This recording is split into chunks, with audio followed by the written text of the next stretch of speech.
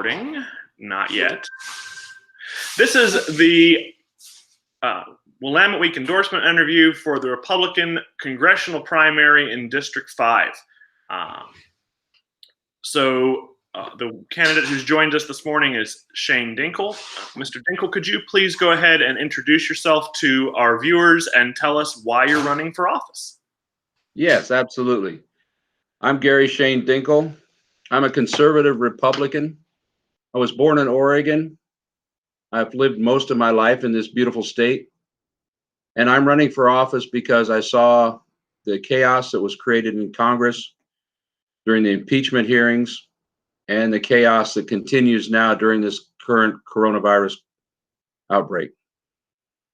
I want to restore balance, integrity, honesty, and knowledge of the Constitution to the House of Representatives. I believe in Oregon. I've been here most of my life. I'm going to retire here. My kids are going to grow up here. My ancestors came to Oregon as pioneers. I believe in this state, and I believe in its people. But I do not believe in the system we're working under now. As everybody can see, welcome to socialism, people. This is the way it looks in Eastern Europe before the wall came down. This is what communism looks like. I hope you're not going to endorse this much longer, because I know I can't. I'm G. Shane Dinkle. Sorry, yeah, sure. I'm sorry. Go ahead. That's okay. I was about done anyway. What most troubles you about the current state of American politics? What troubles me most is the encroachment of socialism and communism into our system. America was not built on these ideals, and we certainly weren't built on the ideals of Sharia law. We have to stand up as a people, all Americans, and fight against these things. The other thing is, career politicians have sat on their tails in Congress forever. Ron Wyden has been in the Senate since 1983. That's the same year I graduated from college and joined the Army. 1983. What would help solve this problem is term limits. And my biggest plank in my platform is term limits. 12 years is enough for anybody in Congress. That's 2 terms in the Senate or 6 terms as a congressman. That's plenty of time to do anything you set out to do there. The rest of the time, you're just being sucked into the cesspool of lobbyists, high-powered corporations, and communist interests like George Soros. And you will be destroyed like everybody else that goes to that place. 12 years will make Congress people realize that they will have to come out and live under the laws that they imposed on everybody else. They will have to return to society. They will have to return to their small businesses. They'll have to return to whatever thing they were doing before they left, and they won't come out with millions of dollars in their pockets that they didn't earn, except on the backs of the people. So you're the only person in this primary who's joined us today, which is a shame. We were looking forward to talking to folks, but not a shame that you're here, but a shame that the others are not. Well, I was looking forward to talking to him too. Excuse me. I was looking forward to talking to him too. Yeah. Why do you feel that you are a superior candidate to the other 3 in this race? The other 3 are a lot younger. I have a lot more experience. I have 28 years in the military, in active duty, before the wall came down in Germany, in Iraq. I have time in the Oregon National Guard, 16 years. And I've learned to deal with the political military things that will influence Congress. I have experience not as a politician, but as somebody that's been close to government. Where'd you serve? I served 6 years in Germany before the wall came down. In fact, I was in Friedberg where Elvis was. Oh, yeah. Okay. Yeah. In I lived in Germany for about 15 years. Yeah? Whereabouts? Oh gosh, he was outside of Munich, and I'm not going to remember the name of the town. Okay. München ist eine schöne Stadt. Ist good so. Yeah. So no, I spent my first tour was 3.5 years. I spent in Friedberg in 132 Armor. Mm-hmm. And we were up on the border, staring down the communists on the border with East Germany. There was an East and West Germany at that time. And then my second tour, I was in a place called Erlangen, outside of Nuremberg. My third overseas tour, I was in Iraq in 2009 and 10. I was in Baghdad and Taji. And I served with the 364 Civil Affairs Brigade. And the way I like to explain civil affairs to laymen is we were like missionaries with guns. We'd dig wells, build schools, and protect ourselves. So you said that you're a conservative Republican. Do you align on all traditional conservative ideals, like on abortion, gun rights, immigration, those sorts of things? Yes, absolutely. In short, the First Amendment is about protecting religion from the state. That is one of the big protections in the First Amendment. It is not to protect the state from a religion, it's protect religion from the state. And what I see going on now in some of the other states where pastors are being arrested while convicts have been let out of prison is an atrocious violation of that right. I'm all for the Second Amendment. There were all kinds of weapons back when the founding fathers formed their Second Amendment. There were all kinds of weapons that exist that had nothing to do with hunting. Grenades, grenade launchers, pistols, swords, cannon. They put no restriction on any of those things. As a free American, to defend the First Amendment, I have to have the Second Amendment. I have to be able to protect my rights. As far as abortion, I believe that all men are created equal. And that until you can prove to me beyond a shadow of a doubt that a fetus is not viable at the time of conception, I will support the right to life. I will support the right to life for men, women, anybody. So the question that I would then follow up with is there any place where you don't currently agree with the Republican Party platform? We look for signs of independent thinking in candidates. Well, independent thinking. Let me see. I think independent thinking has been ripped out of our country since the school system was taken over by a bunch of, how shall I say this, propagandists spouting their own agenda. Here's where I break with the Republican Party. I do not think that the Republican Party should put any more stimulus money out there. I do not think they should do this. We need to open the state back up. We need to open the country back up. Coronavirus, do you know how many deaths we have in Oregon today? 91. 91. Okay, 91. Okay, out of a population of 4.2 million. Out of how many infected? What is it? Over 2,000? 2,120. Okay, compared to California and compared to Washington, it's almost, every death is tragic. But how many deaths are we going to have from people being shut in, from people not getting fresh air, from people not enjoying the outdoors, everything that Oregonians love? How many deaths are we going to have because of that? How does it make sense to close the beaches when Costco's still open? Have you been to Costco, or where do you shop? You shop, right? You have to get food. Shop at Fred Meyer. Yeah, Freddy's. Okay. Freddy's, okay, but same deal. Yeah. Have you noticed precise social distancing in any shopping center? It has not been great. It has not been great, no. The best one I've found is Winco.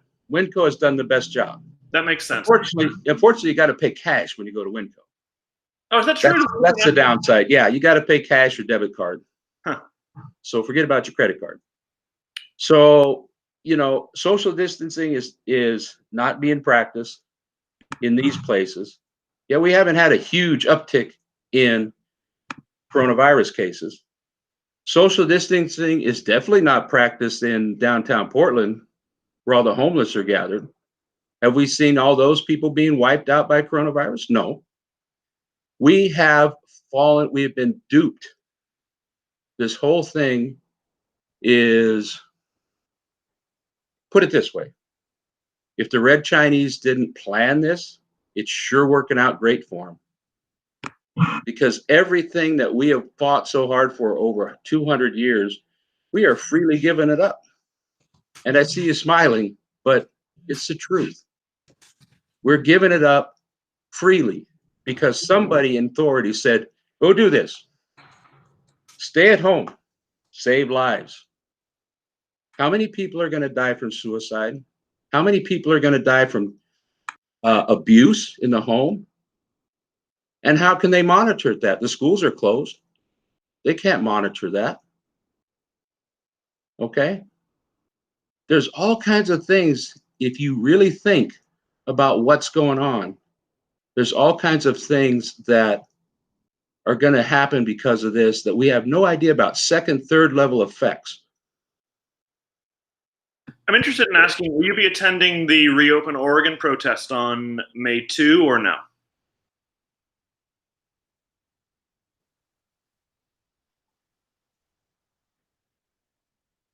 Well, let's just say I'm open to it. How's that? That's a fair enough answer. I actually can't really ask you to pledge whether or not you're going to break the law. That may be a leading question. Well, let's put it this way.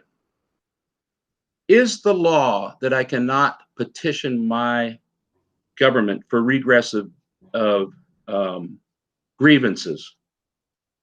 If the law is contrary to that, is that an actual constitutional law?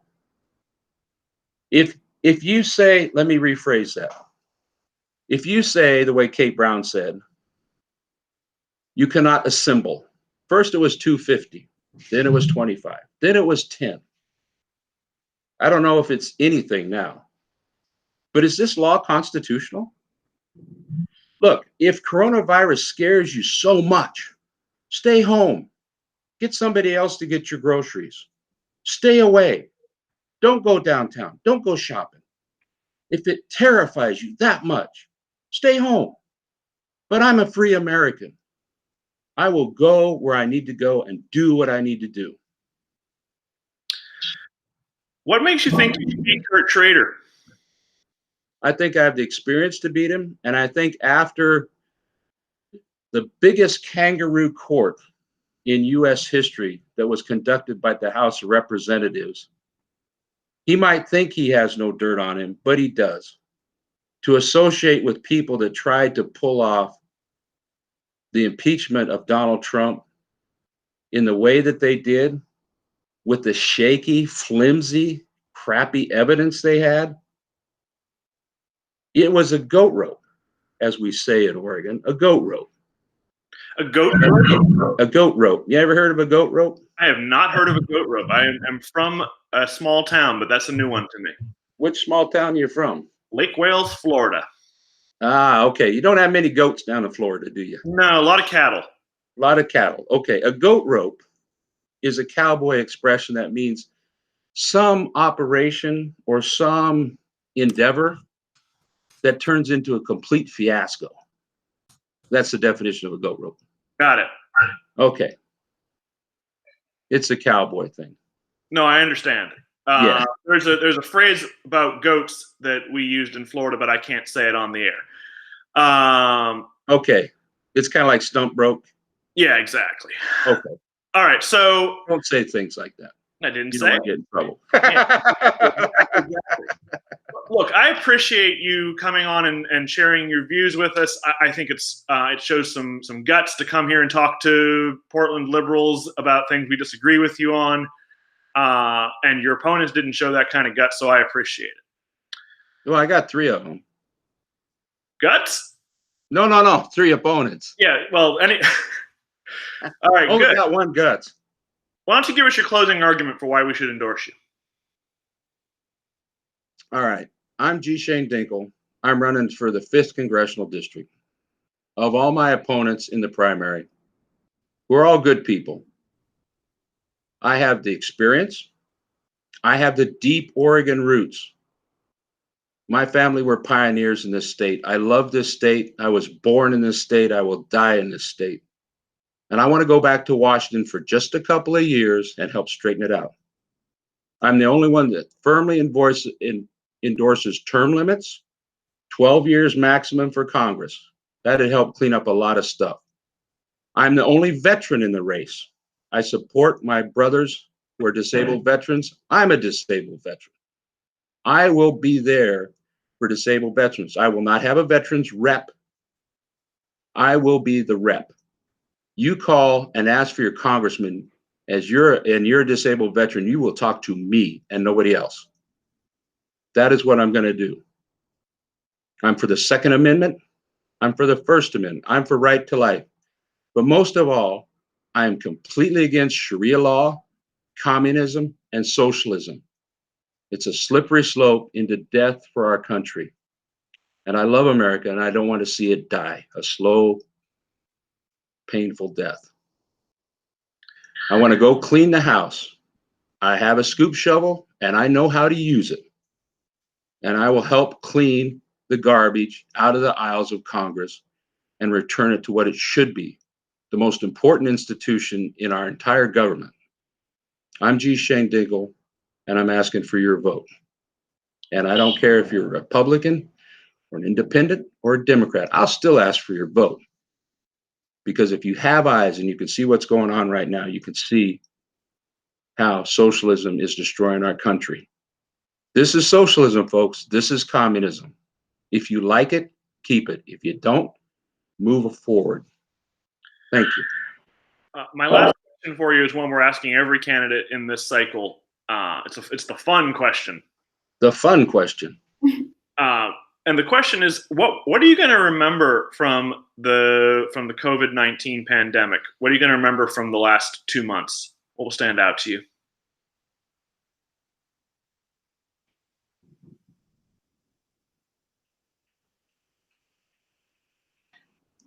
I think the one thing I will remember as long as I live is the interesting experience of going to drive-in church. We've done it 3 times. It's worked really well.